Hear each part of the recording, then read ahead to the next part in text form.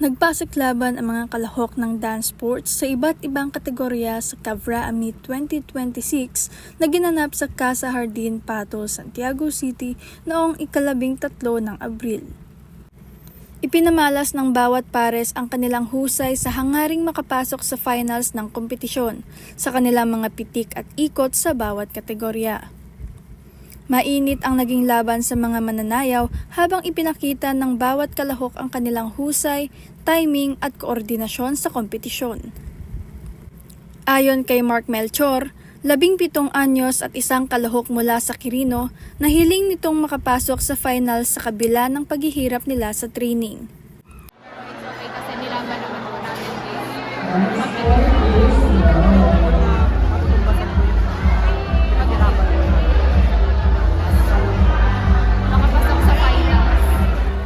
Muling magtatagisan ang mga kalahok para sa final round para sakaling makamit ang ginto sa bawat kategorya sa ika-15 ng Abril.